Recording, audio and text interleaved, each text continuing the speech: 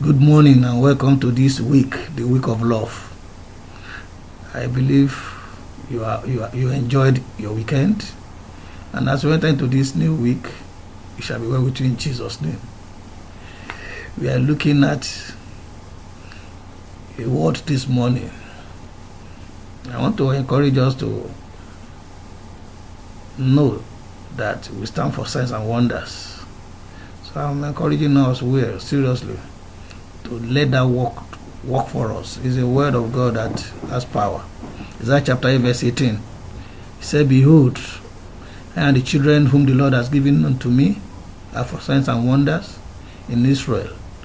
From the Lord of hosts, which dwell in the Mount Zion, who dwells in Mount Zion. Behold, I and the children whom the Lord has given me are for signs and wonders in Israel, from the Lord of hosts, which dwell in Mount Zion." Simply put, we are for signs and wonders.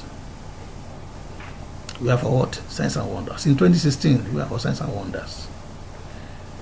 On our job, in our marriage, in our career, in our business, in our studies, we are for signs and wonders. What is a sign? A sign is a symbol that tells what is manifesting at a particular point in time. It reveals what is in the offing for a particular period of time. If you just step out now and you see the cloud gathers in the sky, you will say, wow, it's about to rain. If you step out in the early day of January and you see the weather very easy, you will say, wow, this is a Harmattan period. Wow. Sign. Now, what is wonder? Things that bring awe out of us when we see it. Things that brings amazement, that is wonder. However, not all things that bring awe and amazement are wondrous. Any act of amazement worked out by God is wonder. In order, we'll call it miracle. Everything God can do, man can manipulate. God works miracle, man works magic. Hallelujah. But the man says, I and the children whom the Lord has given me. I want you to hang on that. That to be a wonder, to manifest wonder, to be for wonder, you must make God your source. Let God Almighty your source. Let the El Shaddai your source. Because God don't give something bad. God is God of love. He gives good. He gave out that until he gave out his own son, the only begotten one, to save your life, to save my life.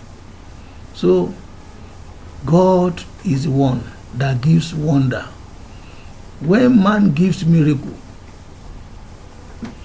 it is not miracle, it is magic, and it has a lifespan. God's miracle is for eternity. Man magic is for a lifespan.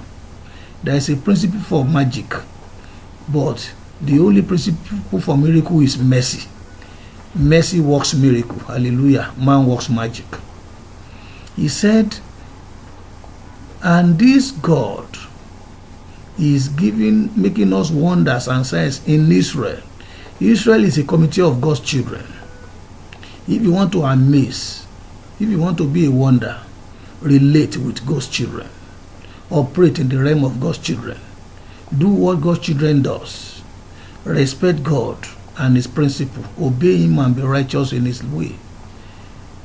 And when we are in the midst of God's children, instead of regret, you see the goodness of God. You see his mercy. You see his authority. You see his power. You see his honor. Everything you do become wondrous, become powerful, become authority. In the name of Jesus. And of course, he said, who is this God? He said, hey, we are for signs and wonders in Christ, in Israel, from the Lord of hosts. He is God that fights all battles. He is the commander-in-chief of heavenly and not armed forces. No power can subdue him. And if he make you signs and wonder, it means that in front of your enemies, he laid table before you, and they cannot even give you your food. They cannot even disturb you from eating well. He pour oil on your head and it flows to your toe. He overrun your cup with blessings, and no man can giddy it. Wonderful. Because he's God of hosts. He said, now, this God of hosts, where does he dwell? He dwells in Mount Zion. And the Bible can make it clear that in Mount Zion there is deliverance, which shows that I am for signs and wonder, because every day of my life I see deliverance. I and my children, not just me. If success ends with me, I'm a total failure. But success goes into my children, into my great-grandchildren, into generation of those who flow through my vein, those who relate with me, my biological children, my ideological children, and my religious children. Those who are my children by relationship, those who are my children by genealogy, those who are my children by philosophy, those who are my children by thinking, those who are students under my teaching. They are my children, and God says they are for signs and wonder. We are for signs and wonder, because that God that dwells in Mount Zion every day is our deliverer. Every day is our deliverer. Every day is our deliverer, because he dwelled there. He never lived there. He dwelt permanently in the mountain of miracle. I pray as we go into the world this very week, you shall remain signs and wonder in the name of Jesus. Brethren, we shall meet again next week, Monday. But before we go, let's part with a word of prayer. Father, we bless you for a wonderful gathering. We thank you, Lord, for meeting with us today. Thank you because we are signs. We are for wonders. We and our children.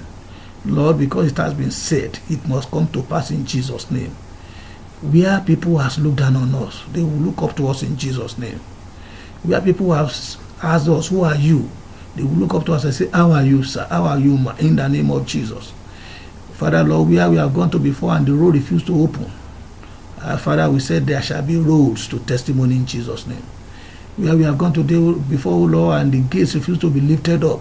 We say, O Lord, because you are our God that dwell in Zion, with deliverance on the way, Lord Jesus, every gate that rise up against us shall pull down in Jesus' name. Those gates that refuse to be lifted up, they are lifted up in the mighty name of Jesus. We shall succeed and prosper. Thank you, Father. In Jesus' mighty name we pray. Amen. Go and prosper, because what? You are for signs and wonder. Have a wonderful week.